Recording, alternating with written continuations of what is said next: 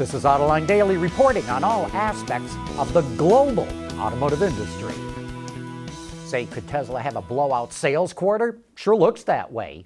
Yesterday, Elon Musk tweeted that the company's on track to sell 110,000 cars this quarter, the first time its sales have ever cracked the 100,000 mark, and the stock jumped $20 a share on the news.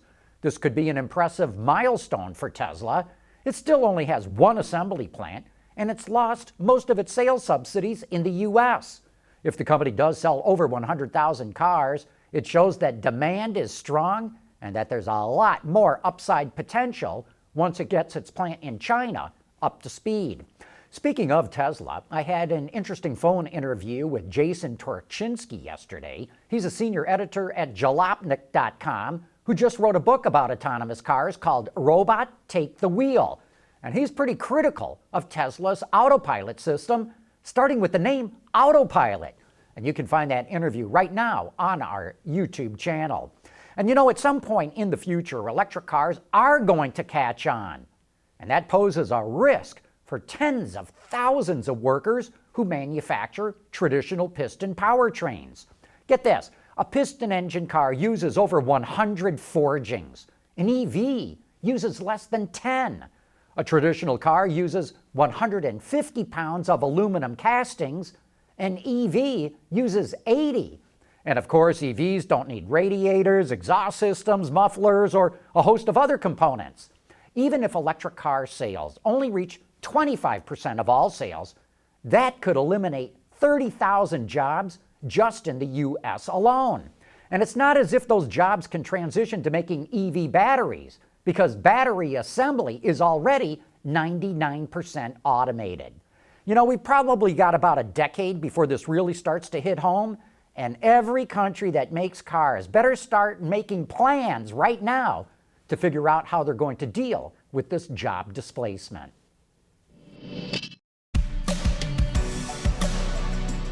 Opening the door is the first interaction people have with their car. Make it a positive experience.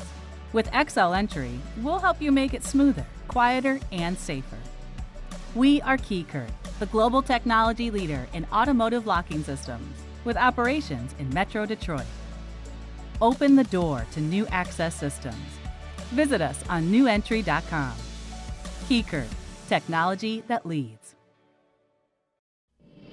Williams Advanced Engineering is the battery supplier for the all-electric racing series, Formula E, and it's pumping some of the knowledge that it learned into a very innovative battery pack.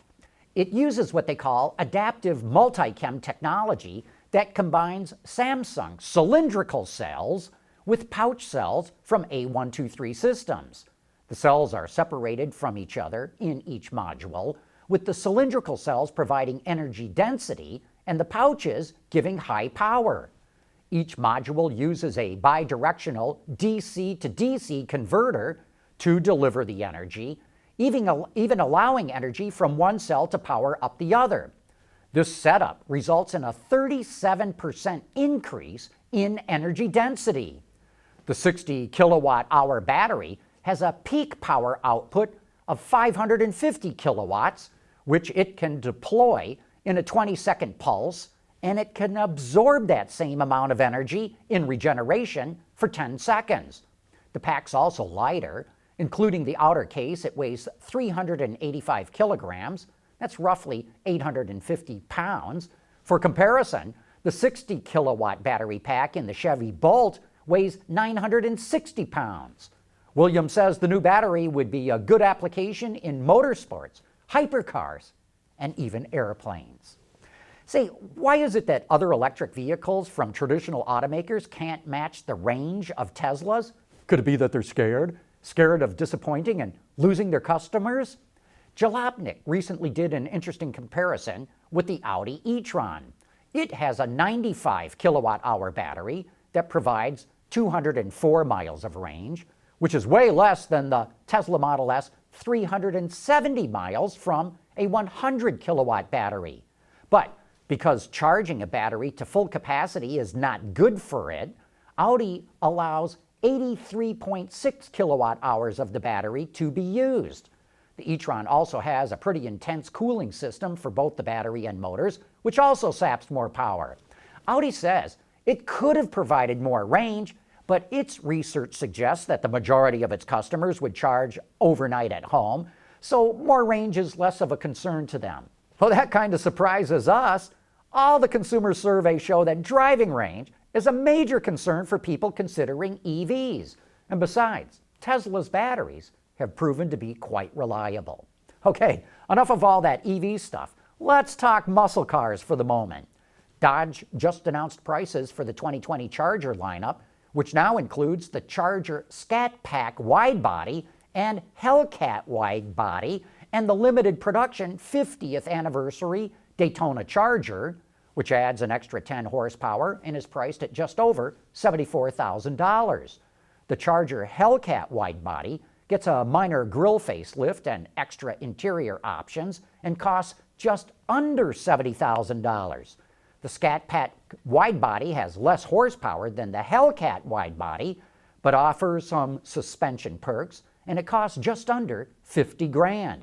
And if you got that kind of money burning a hole in your pocket, they all go on sale early next year.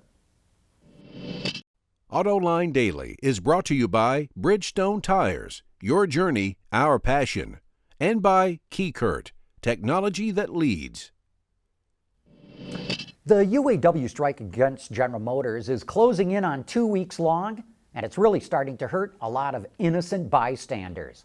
Obviously, it's impacting the hourly workers at General Motors, and it's costing the company a lot of money, but it's also starting to hurt a lot of other people. Suppliers to GM are laying off thousands of hourly workers, while some of the large multinational suppliers have been able to temporarily assign their workers to doing maintenance or taking training. Smaller suppliers don't have that luxury. They just lay their people off. And these are people who make less money than the UAW workers, don't get their kind of benefits, and who don't get any strike pay. This is one of the issues I have with the union and its strike strategy. It talked about how insensitive General Motors is, but the union is equally insensitive to working men and women who don't belong to the union. And while GM will pay its hourly workers an $8,000 signing bonus for settling the strike, those supplier workers will get nothing. In many cases, the strike's going to cost them at least 2 weeks' pay or more if the strike goes on longer. So for me, the cry of solidarity forever rings a bit hollow when I see the hardships that it's causing for so many others. So let's hope that the strike gets settled this weekend. And with that, we wrap up today's report. Thanks for watching. We'll see you back here on Monday.